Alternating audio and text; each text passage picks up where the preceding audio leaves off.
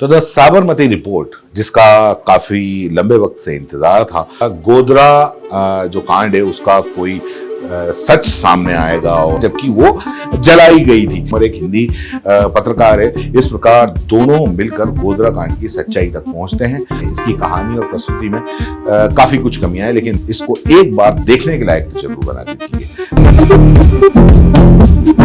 तो the Sabarmati report, जिसका काफी लंबे वक्त से इंतजार था, और पिछले दिनों से तो 15 तारीख का लोगों को इंतजार था कि कब ये रिलीज होगी और कब ये सामने आएगा। गोधरा जो कांड है उसका कोई सच सामने आएगा, और आएगा तो आज रिलीज हो गई। और गोधरा कांड का जो सच था वो भी सामने आ गया, और सच देख के लगा कि उस सच में कुछ भी नया नहीं था।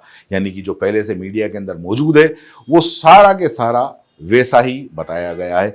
और बाकी ये कहा जाए कि इसके अंदर जो बताया है वो एक तरीके से ये बताया है कि पहले जो रिपोर्ट आती है गोधरा कांड की कि भाई इसको एक्सीडेंटली, ट्रेन के हादसे को एक्सीडेंटली बताया, जबकि वो जलाई गई थी। जबकि पहले दिन से, जब गोधरा कांड हुआ था, वो पहले दिन से ये ही एक रिपोर्ट हमने तो सुनी है कि इसको एक विशेष समुदाय के लोगों द्वारा जलाया गया था। तो कहीं ना कहीं इसको वापस रिकॉल किया गया है कि कहीं इसका हो सकता है इलेक्शन के अंदर फायदा हो सके। तो बहरहाल साबरमती रिपोर्ट है वो रिलीज हो गई है।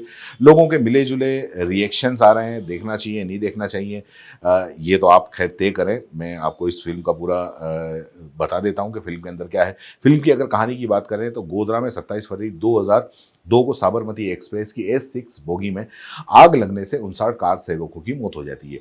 मनिका इस घटना को लेकर कवर करने के लिए गोधरा जाती है और समर को अपना कैमरामैन के रूप में साथ में ले जाती है। समर इसे अपने कैरियर का गोल्डन चांस मानता है, लेकिन जब मनिका अपने बॉस के कहने पर पूरी घटना को उलटकर जनता के सामने झूठी रिपोर्ट पेश करती है तो समर जो है वो चौंक जाता है। वो सच्चाई को सामने लाने की कोशिश करता है। समर के बारे में आपको बता दूं, इसके अंदर बताया है समर एक हिंदी पत्रकार है, और कहीं ना कहीं हिंदी पत्रकार और अंग्रेजी पत्रकार, इन दोनों के बीच में खींचातानी भी चलती है।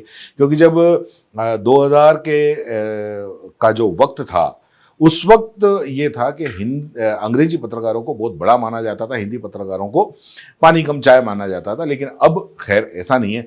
तो बहरहाल जो मोनिका जो रिपोर्ट तैयार करती है वो समर को समझ में नहीं आती है, क्योंकि समर कहता है कि रिपोर्ट कुछ और है, और वो सही रिपोर्ट जब पेश करता है तो चैनल उसको न केवल नौकरी से निकाल देता है बल्कि कैमरा चोरी के आरोप में उसको जेल भी भेज दिया जाता है।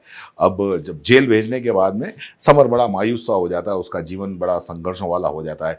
नौकरी से वो वंचित है, शराब की लत के अंदर डूबा हुआ है और समाज से दूर है।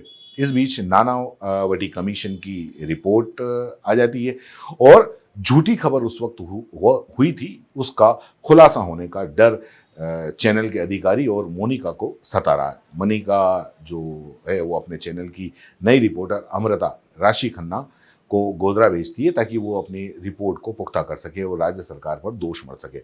अमृता को समर की रिपोर्ट का वीडियो पता चलता है तो वो अपने साथ में गोधरा ले जाने के लिए मना लेती है। इस प्रकार दोनों मिलकर गोधरा कांड की सच्चाई तक पहुंचते हैं और उन निर्दोष 59 लोगों के साथ हुई त्रासदी को दुनिया के सामने लाते हैं। तो जो सच लाते हैं वो सच पुराना है, नया उसमें कुछ भी नहीं है। अब जो विक्रांत मैसी और समर कुमार का जो रोल किरदार किया है, आपको बता दें कि इसमें कोई दो राय नहीं कि विक्रांत मैसी ने बेहतरीन अभिनय किया है। उसकी संवाद अदायगी, भावना तक गहराई को देखकर लगता है कि वो इस भूमिका के लिए पूरी तरीके से समर्पित थे। गोधरा कांड की सच्चाई को ढूंढने की उनकी जो जद्दोजहद है उसको स्क्रीन पर महसूस किया जा सकता है। रिद्धि डोगरा ने भी अपने किरदार मनिका में प्रभावी अभिनय किया है।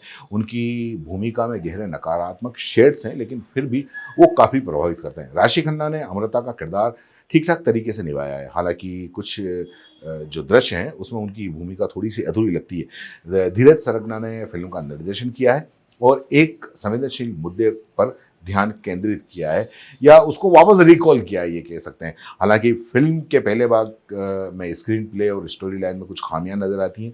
कुछ हल्के फुल्के कॉमिक सीन हैं जो ऐसा लगता है कि बेकार में डाले गए, जो इस गंभीर जो मुद्दा है उसके साथ में मेल नहीं खाते। और जो फिल्म का दूसरा भाग है थोड़ा थ्रिल बढ़ाता है, लेकिन क्लाइमैक्स थोड़ा सा कमज़ोर लगता है। जैसा कि इस फिल्म का जो उद्देश्य था कि उन 59 लोगों की निर्दोष लोगों का हत्या जो हुई थी उसका सच दर्शाना, लेकिन आखिर तक दर्शकों को कोई भी नई जानकारी नहीं मिलती। मैंने फिर आपको बताया कि इसके अंदर नया कुछ भी नहीं है, जो पहले से मीडिया और अखबारों में देखा जा चुका है, पहले दिन से छप रहा है, वो ही इसके अंदर बताया है। द साबरमती रिपोर्ट को वो दर्शक देख सकते हैं जो गोधरा कांड के बारे में फिल्मी अंदाज में जानकारी लेना चाहते हैं, या वो भी देख सकते हैं जिनको बहुत ज़्यादा कुछ पता नहीं हो। हालांकि फिल्म अपने विषय के साथ में न्याय ठीक ठाक से करती है, वो आप फिल्म देख के पता कर लेंगे। इसकी कहानी और प्रस्तुति में काफ़ी कुछ कमियां हैं, लेकिन विक्रांत मैसी और रिद्धि डोगरा की शानदार अदाकारी इसको एक बार देखने के लायक तो जरूर बना देती है। तो देखकर जरूर बताना कैसी लगी फिल्म। धन्यवाद।